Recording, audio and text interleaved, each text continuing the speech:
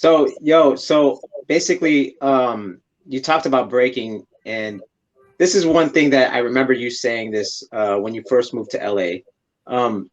You said, if I would have known what I known in the fashion industry now, I would have totally changed how I dressed like when I was actively breaking. Can you talk a little bit about that? Because that's the whole thing about this, like I think a lot of B-boys and B-girls don't get it as far as fashion and why that's so important in breaking. Can you kind of like go through that philosophy you came about after the fact that you stopped kind of breaking and got into this industry? Yeah, I mean, like, look, I don't ever think I dressed whack per se, but it definitely wasn't as considered as now.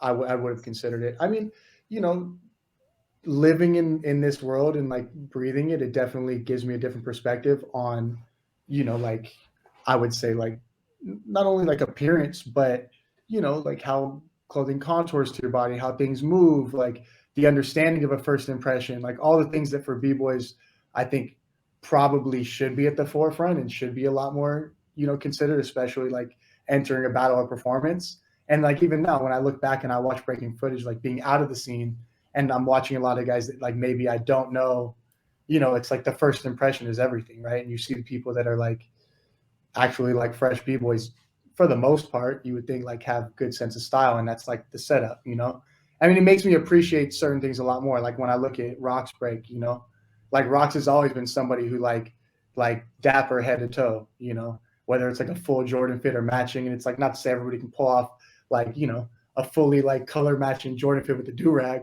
but like everything that he does is like highly considered. And it showcases from like the second he walks on the floor to like, in his movement and everything. And there's a reason why he's a champion. It's like, everything is considered. And I think like now I look at that and it's like so much more important. It's like he already won the battle like right when he walked in. Take that, guys. Why do you think that is? What's the psychology behind that, you think? Because like a lot of, obviously when this podcast, as we're airing, some of the guys like, what are you talking about? It's skill. So what do you guys say about that? Being fresh is a skill, and like dressing is a part of that. Being fresh is a skill. Like, okay, to elaborate for those who are gonna like give pushback, like how would you define that? On that? Do you think people would give pushback on that? Yes, 100. I mean, Bro's giving up. He's a little bit of bias coming in, but it's not bias. No, you have some good important things to say for sure about it. I don't think. Look, I don't necessarily think like it has to be a fashion show when you're walking in like a b-boy battle. But if you think about it, it's like you're putting on a performance, right? B-boys look at themselves as superheroes, right? Superheroes got a costume. I'm not saying you need to walk into a battle wearing a cape, but like what you're wearing needs to be considered. And even if you like, take it outside of like, okay, like it's hip hop, it's fresh, like whatever. Like if you just look at aesthetics, right?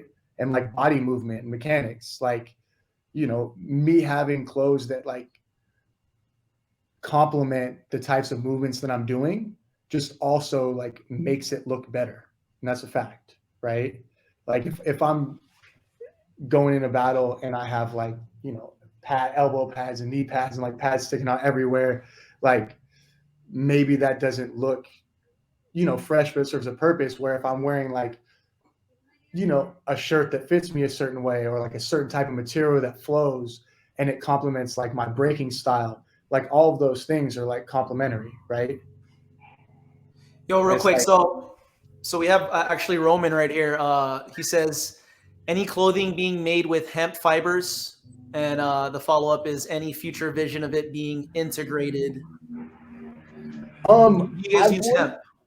I've worked with hemp a little bit. I mean, the great thing about hemp is it's like it's a weed, right? So I know that it's like a lot more sustainable and a lot easier to mass produce. The problem is it's super coarse and it's hard to make hemp not feel like hemp. But we experimented with it a little bit. I mean, because sustainability is the biggest, like most important thing for our company. So I think it's definitely something that people are getting more and more into. It's just, from my understanding, more difficult to manipulate the fibers. to have as much like versatility. Cool. I have a sick pair of hemp gazelles, one of my favorite pairs, and you could feel the difference. Yeah. And it is a shoe, so you don't really need very much flexibility, I guess, in the toe part like that. But yeah, I don't know if I've ever rocked maybe like a hoodie or like one of those like those like jacket types that are meant to be kind of thick and durable. Yeah, like a canvas for sure. Yeah. Knits like are done and people do them really nice. It's just a lot more difficult and there's a lot less range. Right. Okay, that's what we're talking about too. It's like, because it's also how you feel, right? Like in the gear too. Because like you said, like the problem with some of the prints is that it's the what you call it? What do you call the sticker again? The like a digital print. Yeah, digital. The thing is, it feels heavy. It doesn't feel light. You know what I mean? And it fades versus like something that's maybe embroidered.